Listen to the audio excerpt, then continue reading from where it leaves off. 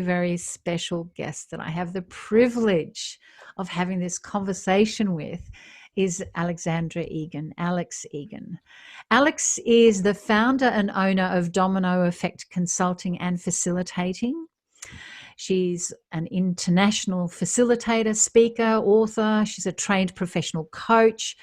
Now, what the speciality that Alex has is that Alex sees potential in every human being, and she truly believes that we're not fully formed, and we never will. Rather, we're all a work in progress. And today she'll be speaking on breaking down communication barriers. I'm truly delighted, Alex. Please do tell us a little bit more about why is it that communication, connection, and influence are so important to you?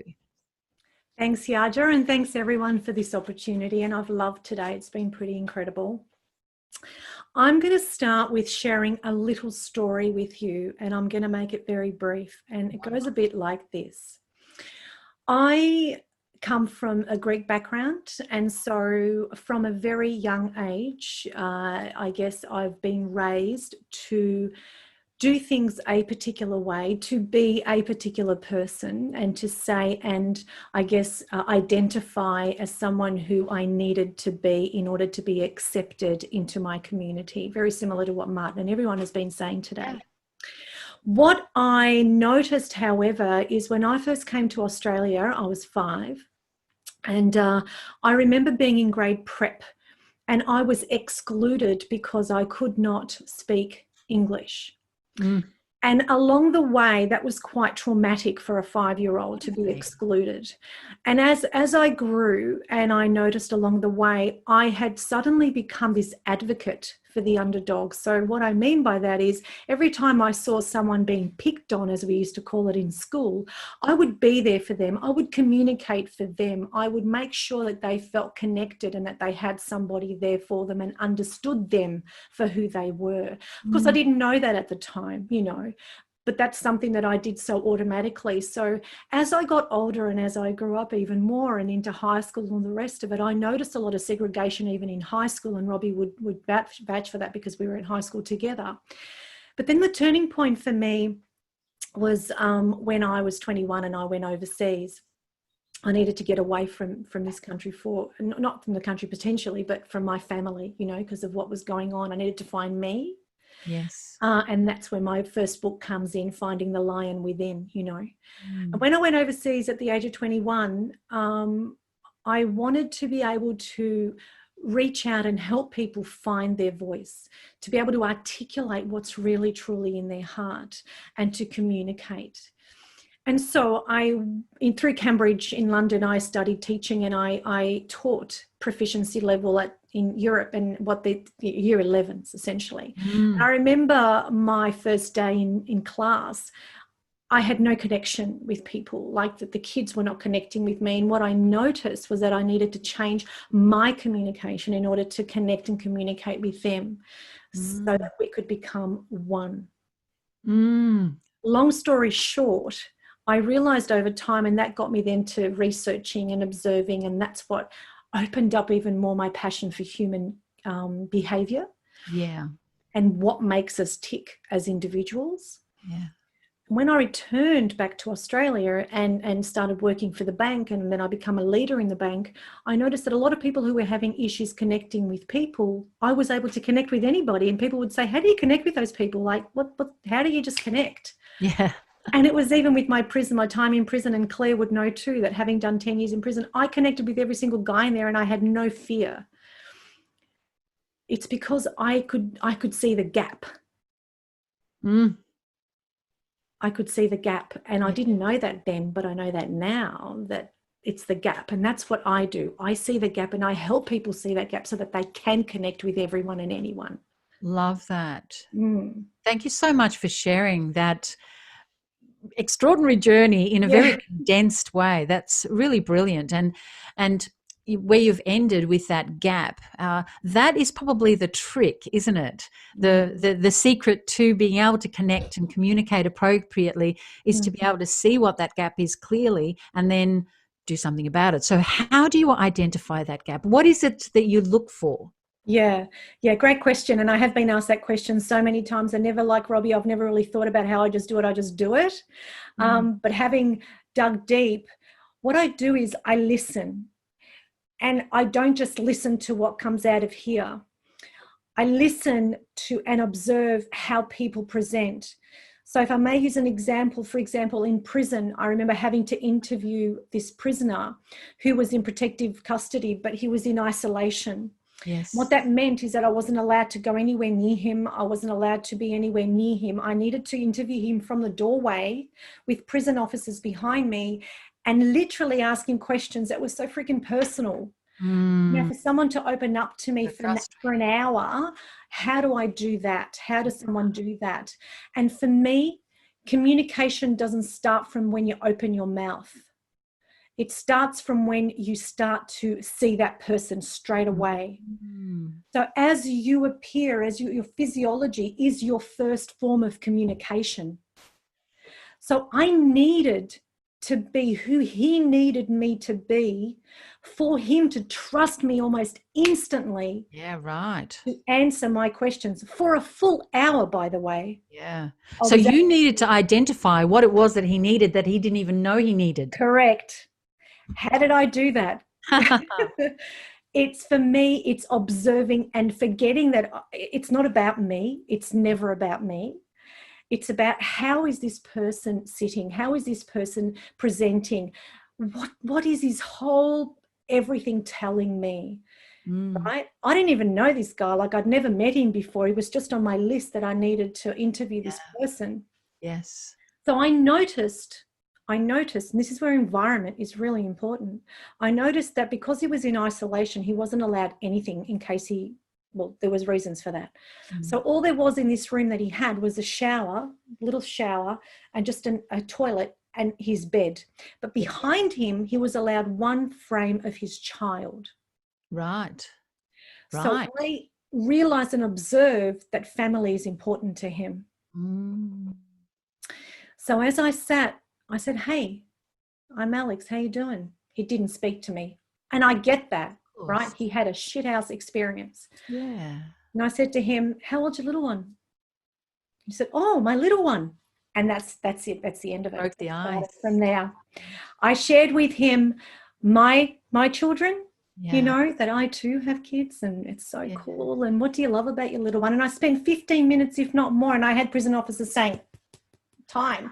I'll be like, "I don't care. I need to connect with this guy. I've got so much." And it's interesting that you shared personal information because I've heard that in the past, like, you know, when I was a police officer, we weren't permitted, or we were told not to share personal information. So was I. I was told the same. That's fantastic. I love that. But I'm sorry, if I'm going to connect with a human being, I need to connect with a human being. Don't hide things. No. And this is where disrupting the status quo is so damn important. Love that. You know, this guy, doesn't matter that he's in prison. It doesn't make him different. Not at all. Okay, so he's done what he's done. I'm not there to judge him. He's been judged. I'm there to be able to support him, to be who he needs me to be in order to find, so that he can then create something different. I wanted to influence him, right? Yes. So we started, I didn't tell him names of my children, of course, but I shared that we have kids. There's nothing wrong with that. Yeah. And he loved that. And so I was able to ask him questions, but get this, he shared so much more with me. And, you know, word gets around, and Claire will share this with you too, that word gets around in prisons quite quickly. It doesn't matter whether you're in Fulham or Port Phillip, you know, anywhere you are all over Australia, it just goes. And when you're branded, it's that chick from Centrelink, she's pretty cool. I'm happy with that. It means I've connected. That's awesome. So where I'm going with this, why communication, connection, and influence is so important to me, it's because we need to see the person. And I notice this in so many organisations where I've worked with and in. Yes. Where they're all about the system. Yeah. And forget the connection. Yeah. Now, I too worked for Centrelink as a leader, and I led large offices, quite aggressive offices. I've had aggressive interactions. I've been choked and all sorts of stuff. But here's the thing. It's about remembering that people's intention is really not to hurt anybody, because there's so much more beneath that. Yeah, I'm hearing you there. Yeah. Yeah, I hear you there. May I pause just for a moment to just have a look at some of the comments that we've been getting, and I haven't scrolled all the way up, but listen to more than what someone is saying. Your physiology is your first form of communication. This is gold. Someone said this is God, gold. Gold, Alex. So that's from Rebecca. And another thing from Rebecca, connect with the human. So Donna then says you have to look in, take a step back and look at the person as a person. Why are they that way and what has happened to them? Totally. Which is wonderful. And I'd love to go on with that gap, because in a sense, you're bridging the gap between yourself and the person in front of you. Then there's the systems of organizations, of companies. That is another gap that needs to be bridged. Totally. So in companies, in businesses, what is it that we can do? Why is it that it is the way it is? Totally. And I love that you asked that question, because that's where I play. That's my passion right there, because I've worked for so many organizations and I've seen the results, and may I add, non-results of customer service officers, consultants, even online, even call center service officers, disconnected because they don't know how to connect. Yes. And so what happens is that you get bad reviews as an organization. You get branded a shit organization because you're not listening and all the rest of it. And that's exactly what it is, because people don't know how to communicate. And again, we're going to go back to we don't know what we don't know. And so the gap is firstly to be able to, I guess, teach people, show them what they don't know. Look, there are other systems, there are other KPIs, there are other results. I get all that. And we're also in a hurry. Yes. I remember having to do appointments within so many minutes. It's like, what are you, for real? Like I'm in front of a human, right? Crazy. I'm going to take my time. Yeah. And even in that 5 minutes, sometimes it's about connecting, creating the trust and rapport. And perhaps the next time, it's got to take time. If I may share a story just very quickly, just recently I worked with an organization. I was so very fortunate to have to get a caseload from them to work with disabilities. I don't mean just physical disabilities. I mean, and I don't like using that word, but anyway, so I had 84 people on my caseload, 84 clients. And these clients had been in this program for 9 years. And these people, some of them were unemployed for a very long time because they felt that their disability did not allow them to be anybody. They thought that they were nothing, and so they didn't deserve anything. Yeah. If that makes sense, like they didn't deserve. Yeah, of course. That's terrible. That's heartbreaking. Like giving up before you even get a chance. That's it. And when I remember when I started in this organization, the person who was doing the changeover with me said, "Oh, this person's this and this person that." And I said, "Stop. Just give me I need to contact these people and really understand and connect with them my way, because I need to understand them as individuals. I don't really want to hear the interaction you've had with them.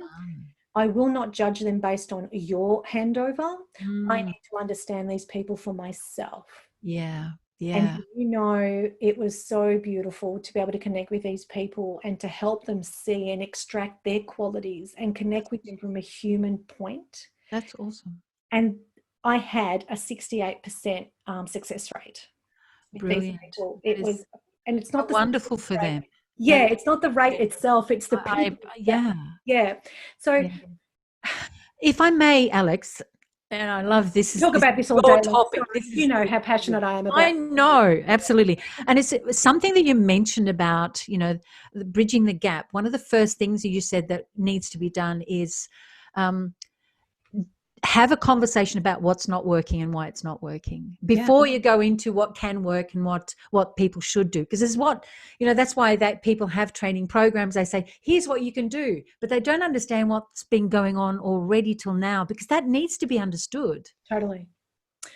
And it's, it's just being, for me, And for those who know me, I just say it. I just talk my truth. I'm so damn transparent. I do not sugarcoat it, particularly with leaders and companies, because it's in their best interest that I'll just tell them how it is. You know what I mean? At the end of the day, it's really about talking the truth. It's really about telling them how it is. But even more than that, it's asking the questions that people are scared to ask. Yes. And that's probably one of the biggest obstacles, the fear that stops people from even asking them. But that's where the gold is. Yes. Yes, that's the diamond. Yeah, it is. And I've asked those difficult questions. I've had leaders say, oh, no, we're not going to go there right now. Well, you got to, because if you don't go there, then nothing's going to change. Yeah, totally. Have you not looked at your reviews? Like, come on, you've got to look at reviews matter. There's a reason for it. Yeah. And I can help you change that like straight away. And you're not allowing me to help you because you don't want to hear what's not going on, what's not working. Yeah. And it comes back to Bronwyn's thing, ego. Yes. You know, just because you're a leader, just because you've got all the teams that you've got, and just because you're running an organization of 3, 4, 5, 10,000 people doesn't mean you've got it. No. Doesn't mean you've hit the nail on the head. Look at your reviews, listen to what people are saying. Even one bad review, you know, I remember this leader saying to me, it's only one bad review. I said, no. It should be nothing. Yes. Because that one review is feedback for you and your company and your people. Yes, it does say something, doesn't it? And it's a human being that's unhappy. So you've got to validate and acknowledge that. Yes. So Alex, thank you. I'm loving what you're sharing here. And I need to pause because I'd love to be able to see what other contributions we're getting from everyone here, which is really great. Now, Claire is sharing something. I meant to say earlier, it's about the person, not the service. It's always about the person who makes the difference. The person leaves and the service changes. And there's no reason then for complaints. No. None whatsoever. So, yeah, as you said, this one poor review means something wasn't working. Something needs to be looked at. It's not about blame. It's just about feedback. Yeah. But then even if it's not necessarily, I see what you're saying in terms of there's no room for complaints. Complaints are okay. And you know what? If there's no complaints, there's always still room for movement and growth. Because I think it's really important to observe and notice every time.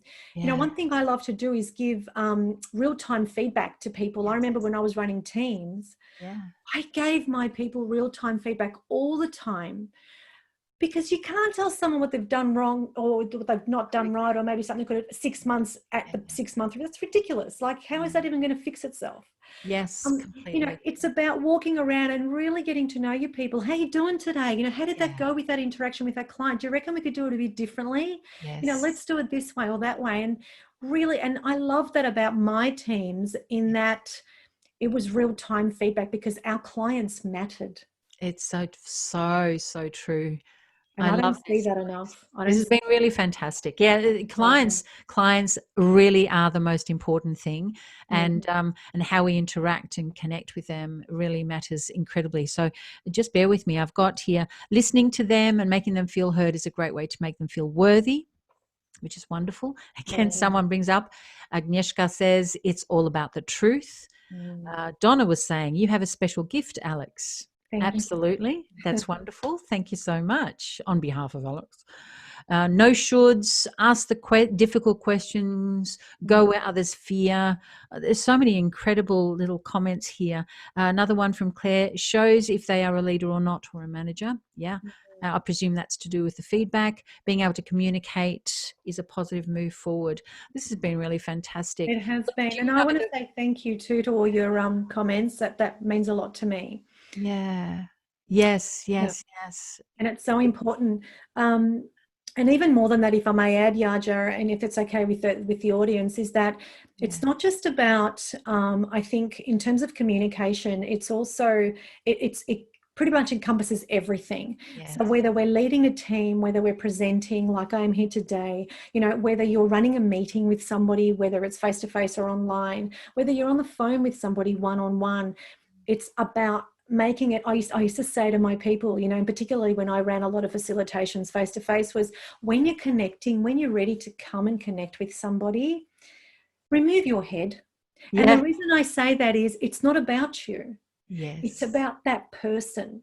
How can you extract your diamonds within, as Bronnie said, and just be there for them. Really listen to hear the gaps. Yeah, being present completely. Totally present. Yes, I'm hearing you, Alex. Alex, look, I would, as you know, I love having our conversations, and we could go on forever, and that would be really fantastic. Yeah. And as a way of having another conversation, what I would love to find out, and you know, what you've discussed here about communication, the importance of it, and how really it starts before we start opening our mouths, that it's really about who we're connecting to, connecting by having that rapport, seeing what it is that really connects us as human beings at that particular time, so we can turn a hardened criminal into a soft puppy, a happy puppy. And I loved hearing, you know, so many of your different stories from today, from your life. Alex, I know that you've got a program that you've set up that you've been incredibly excited about, that is very much about communication, that would be so relevant for so many people here. I would love for you to share what this program is about. Absolutely. Thanks, Yaja. Look, my program is about how to become a world-class presenter. Mm-hmm. And by presenter, I don't mean just facilitating or whatever. As when we talk, we're presenting. Or as a trainer. Yeah, it doesn't mean any of that. When we speak, we're presenting, you know. So how to become a world-class presenter. And through this entire program, I'm actually going to take you hand in hand, step by step, to becoming a world-class presenter. And it doesn't matter where you are right now. And, you know, you might have never presented or never have interacted with anyone, and that is okay. Or perhaps you may have, and you want to learn even more how to do it even better. I just want you to know that in this program, in my program, you are in good hands. I come with very many years of experience.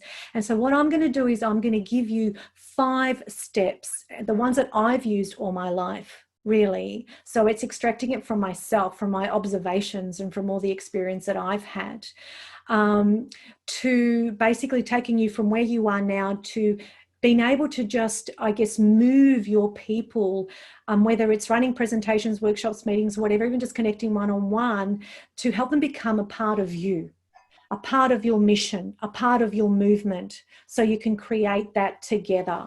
Exactly. So essentially, you become a world of change for this person, a world of possibilities and a world of influence. That's what I'm going to teach in my program. That's fantastic. So it's nothing to do with being a speaker per se. It's nothing to be about a facilitator or trainer.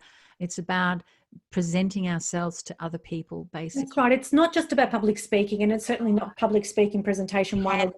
Yeah, it can be, but it's not just about that. It's so much more than that. So that's what this is about. Yeah. Yeah, no, that sounds really fantastic. So Alex, thank you. So what else can you share about it? How is it that people can find out more about this program, perhaps even to register? Thank you. So this program is going to be in the email that you shared today. Wonderful.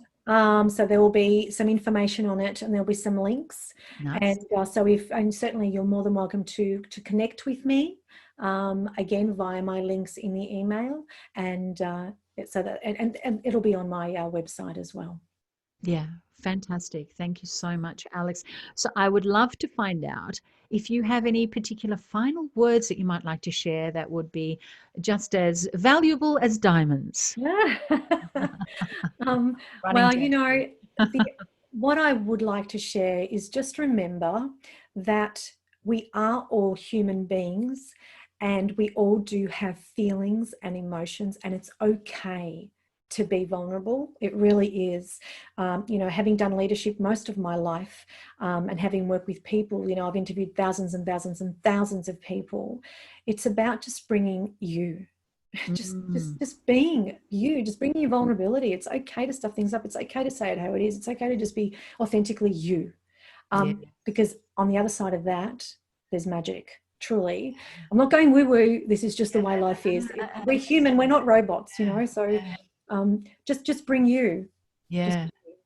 And you know, even to discover ourselves, we are wanting to discover people.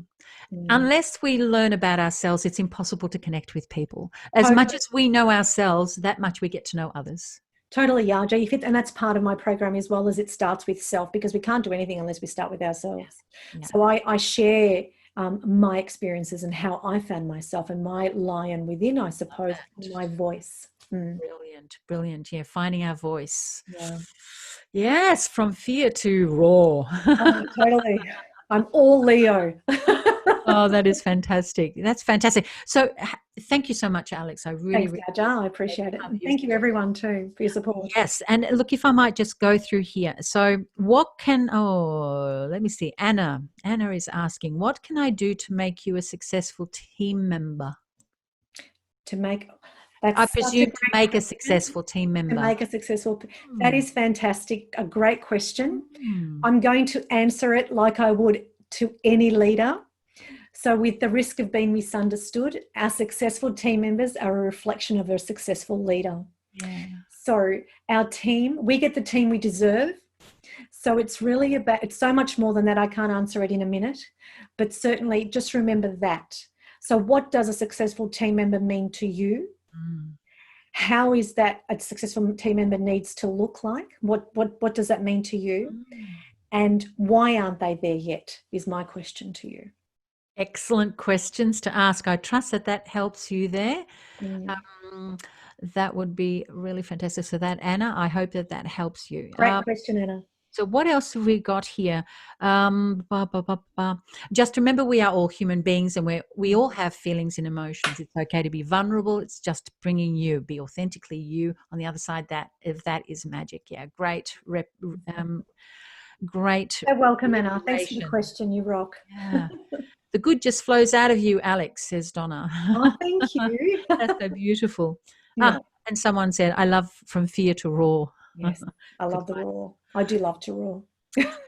Yes. We get the team we deserve. That's also a great bit of wisdom there from Nick. Nice one. And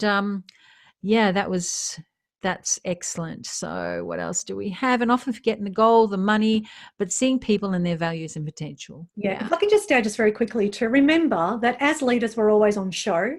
Yeah. Whether we're parents, whether we're leaders, whatever, right? So we're always on show, and people look up to us to model us, the qualities that we bring, the skills that we bring, the way in which we respond and we react to things, who we are, who we're being. We're always on show.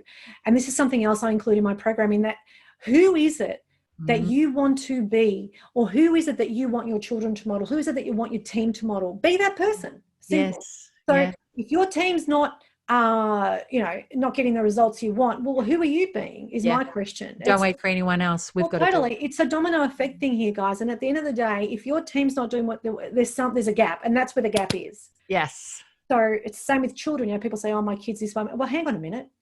Who are you being? Yes. What are you modeling? Because like I got to tell you, our kids model us to a T, as do our team members, right? It's a culture we create.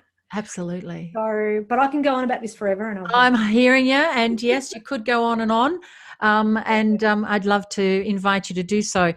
Firstly, thank you so much, Alex. Thank you, everyone else. Thank you, Alex. It's been an extraordinary day so far, or morning, really.